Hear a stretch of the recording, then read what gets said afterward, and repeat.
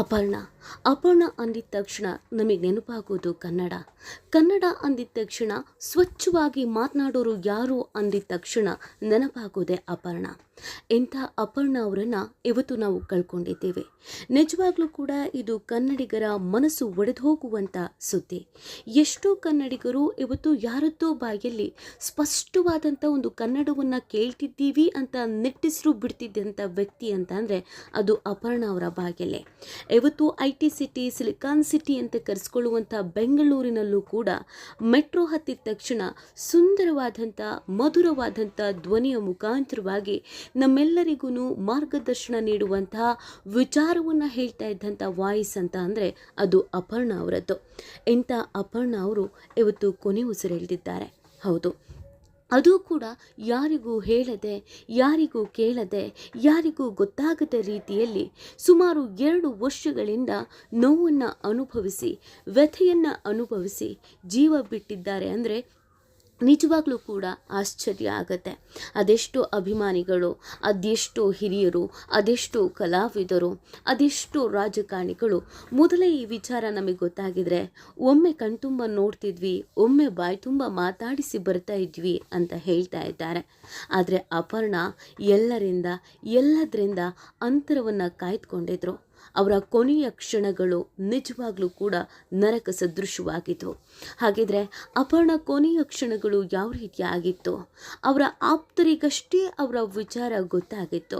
ಅವರ ಆಪ್ತರ ಬಳಿ ಅಪರ್ಣ ಏನೆಲ್ಲ ಮಾತನಾಡಿದ್ರು, ಕೊನೆಯದಾಗಿ ಹೇಳಿದ್ದೇನೋ, ಅಪರ್ಣಗೆ ಮಕ್ಕಳಿದ್ವಾ, ಅಪರ್ಣಗೆ ಗಂಡ ಇದ್ರಾ, ಈ ಎಲ್ಲ ಪ್ರಶ್ನೆಗಳಿಗೂ ಇವತ್ತು ಈ ವಿಡಿಯೋದಲ್ಲಿ ಉತ್ತರವನ್ನು ಕೊಡ್ತೀವಿ.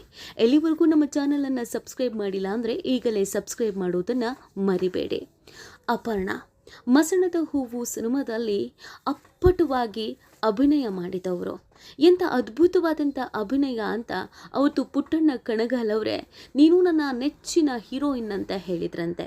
ಅಂಥ ದೊಡ್ಡ ನಿರ್ದೇಶಕ ಪುಟ್ಟಣ್ಣ ಕಣಗಾಲ್ ಅವರಿಂದಲೇ ಹೆಮ್ಮೆಯಿಂದ ನನ್ನ ನಾಯಕಿ ಅಂತ ಕರೆಸಿಕೊಂಡಂಥ ಕಲಾವಿದೆ ಅಪರ್ಣ. ಅಪರ್ಣ ಅನೇಕ ಸಿನಿಮಾಗಳಲ್ಲಿ ಅಭಿನಯಿಸ್ತಾರೆ. ಆದರೆ ಅವರು ತುಂಬ ಹೆಚ್ಚಿನದಾಗಿ ತಮ್ಮನ್ನು ತಾವು ತೊಡಗಿಸಿಕೊಂಡಿದ್ದು ಅಥವಾ ಗುರುತಿಸಿಕೊಂಡಿದ್ದು ಒಬ್ಬ ಅದ್ಭುತ ಕನ್ನಡ ಭಾಷೆಯನ್ನು ಮಾತನಾಡುವ ನಿರೂಪಕಿಯಾಗಿ.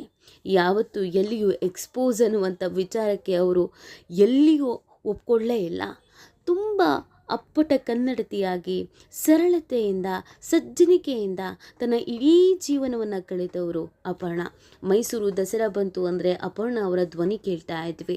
ಯಾವುದೋ ಸರ್ಕಾರಿ ಕಾರ್ಯಕ್ರಮ ಅಂತಂದರೂ ಅಪರ್ಣ ಅವರ ಧ್ವನಿ ಕೇಳ್ತಾ ಇದ್ವಿ. ಇಂಥ ಅಪರ್ಣರನ್ನು ನಾವು ಕಳೆದ 2 ವರ್ಷಗಳಿಂದ ಅಬ್ಸರ್ವ್ ಮಾಡಲೇ ಇಲ್ಲ. ಇತ್ತೀಚೆಗಂತೂ 1 ವರ್ಷದಿಂದ ಈಚೆಗೆ ಅಪರ್ಣ ಎಲ್ಲೂ ಹೊರಗೆ ಕಾಣಿಸ್ಕೊಳ್ಳೇ ಇಲ್ಲ, ಯಾರ ಜೊತೆಗೂ ಬೆರಿಲೇ ಇಲ್ಲ. ಆದರೆ ನಾವು ಯಾರೂ ಕೂಡ ಅಪರ್ಣ ಯಾಕೆ ಕಾಣಿಸ್ಕೊಳ್ತಾ ಇಲ್ಲ, ಅಪರ್ಣ ಯಾಕೋ ತುಂಬ ದಿನಗಳಿಂದ ಹೊರಗೆ ಬಂದಿಲ್ಲ, ಅಪರ್ಣರನ್ನು ನಾವು ನೋಡಲಿಲ್ಲ ಅಂತ ಯೋಚನೆ ಮಾಡಲಿಲ್ಲ.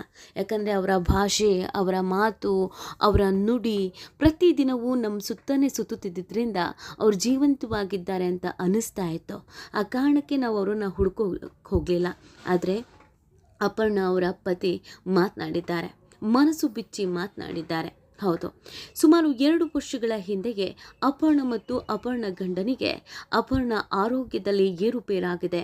ಜೀವಕ್ಕೆ ಕಂಟಕವಾಗುವ ಮಹಾಮಾರಿ, ಹೆಮ್ಮಾರಿ, ಕ್ಯಾನ್ಸರ್ ಅವರ ಜೀವವನ್ನು ತಿಂತಾ ಇದೆ ಅನ್ನೋದು ಗೊತ್ತಾಗಿತ್ತು.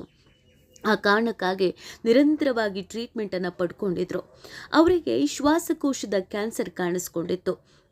ವೈದ್ಯರು ಅಪರ್ಣರನ್ನು ನೋಡ್ತಾ ಇದ್ದ ಹಾಗೇ ಇವರಿಗೆ ಶ್ವಾಸಕೋಶದ ಕ್ಯಾನ್ಸರ್ ಇದೆ, ಅದು ಅಲ್ಲದೆ ಅದು 4ನೇ ಸ್ಟೇಜಿನಲ್ಲಿ ಇದೆ ಅನ್ನೋದನ್ನು ಹೇಳಿಬಿಟ್ಟಿದ್ರು. ಅಷ್ಟೇ ಅಲ್ಲದೆ ಇನ್ನು ಅಬ್ಬಬ್ಬ ಅಂತಂದರೆ ಅಪರ್ಣ ನಮ್ಮ ಜೊತೆಗೆ 6 ತಿಂಗಳು ಬದುಕಿದ್ರೆ ಹೆಚ್ಚು ಅಂತ 2 ವರ್ಷಗಳ ಹಿಂದೆಗೆ ಹೇಳಿದರು. ಆದರೆ ಅಪರ್ಣ ನಿಜವಾಗ್ಲೂ ಕೂಡ ಗಟ್ಟಿಗೀತೆ.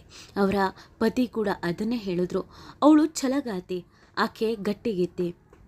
ತನಗೆ ಸಾವು ಬಂದೇ ಬರುತ್ತೆ, ನಾನು ಸಾವಿನ ಅಂಚಿನಲ್ಲಿ ಇದ್ದೀನಿ ಅನ್ನೋದು ಗೊತ್ತಾದರೂ ಕೂಡ ಕಿಂಚಿತ್ತು ಅಳಕಲಿಲ್ಲ, ಕಿಂಚಿತ್ತು ಬೇಸರ ಪಡಲಿಲ್ಲ, ಕಿಂಚಿತ್ತು ಹೆದರಲೂ ಇಲ್ಲ. ಆಕೆ ಅದೇ ಜೀವನೋತ್ಸಾಹದೊಂದಿಗೆ ಜೀವನ ಕಳೆದ್ಲು. ನಿರಂತರವಾಗಿ 2 ವರ್ಷಗಳಿಂದ ಹೋರಾಟ ಮಾಡ್ಕೊಂಡು ಬಂದ್ಲು. ಆದರೆ ಯಾವತ್ತೂ ಯಾರಿಗೂ ಹೊರಗಿನ ಪ್ರಪಂಚದವರಿಗೆ ನಾನು ಇಂಥದ್ದೊಂದು ಕಷ್ಟವನ್ನು ಅನುಭವಿಸ್ತಾ ಇದ್ದೀನಿ, ನನಗೆ ಈ ಥರದೊಂದು ಮಾರಕ ಕಾಯಿಲೆ ಇದೆ ಅನ್ನೋದು ಗೊತ್ತಾಗಲೇಬಾರ್ದು. ನಾನು ಹೋಗುವಾಗಲೂ ಅಪ್ಪಟ ಕನ್ನಡತಿಯಾಗಿ, ನಿರೂಪಕಿಯಾಗಿ ಇದೇ ರೀತಿಯಾಗಿಯೇ ಹೋಗಬೇಕು. ಆಕೆಗೆ ಕ್ಯಾನ್ಸರ್ ಇತ್ತು, ಆಕೆಗೆ ಕಾಯಿಲೆ ಇತ್ತು, ಆಕೆ ಬಳಲುತ್ತಿದ್ದಾರೆ ಅಂತ ಕನಿಕರವಾಗಲಿ ಅಥವಾ ಎಲ್ಲರೂ ಅಯ್ಯೋ ಅನ್ನೋದಾಗಲಿ, ನೋಡೋದಕ್ಕೆ ಬರೋದಾಗಲಿ, ಮರಗೋದಾಗಲಿ ಇದ್ಯಾವುದು ಮಾಡೋದು ಬೇಡ. ನಾನು ಕೊನೆಯದಾಗಿವರೆಗೂ ಖುಷಿಯಿಂದ ಇರ್ತೀನಿ ಅಂತ ಖುಷಿಯಿಂದಲೇ ಇದ್ದರು. ಆದರೆ 2 ವರ್ಷದಿಂದ ಜೀವ ಕೈಯಲ್ಲಿ ಹಿಡಿದು ಬದುಕ್ತಾ ಇದ್ದಂಥ ಗಟ್ಟಿಗಿತ್ತಿ 2-3 ವಾರದಿಂದ ಸಂಪೂರ್ಣವಾಗಿ ಕುಗ್ಗಿ ಹೋಗಿದ್ರು.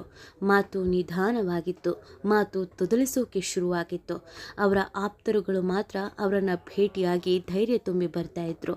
ಆದರೆ ಗಟ್ಟಿಗಿತ್ತಿಯಾಗಿ ಹೋಗಬೇಕು ಅಂತ ಅಂದ್ಕೊಂಡಿದ್ದು ಸಾಧ್ಯವಾಗಲೇ ಇಲ್ಲ. ಕಳೆದ 2 ತಿಂಗಳಿಂದ ತುಂಬಾ ಕಷ್ಟವನ್ನು ಅನುಭವಿಸಿದ್ರು.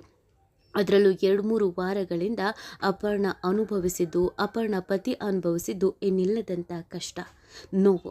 ಕೊನೆಯದಾಗಿ ನಿನ್ನೆ ರಾತ್ರಿ ಕೊನೆ ಉಸಿರೆಳೆದಿದ್ದಾರೆ. ಈ ಬಗ್ಗೆ ನಿಮ್ಗೇನನ್ಸುತ್ತೆ ಅನ್ನೋದು ಕಮೆಂಟ್ ಮಾಡಿ ನಿಮ್ಮ ಅನಿಸಿಕೆ ಮತ್ತು ಅಭಿಪ್ರಾಯವನ್ನು ತಿಳಿಸಬಹುದು.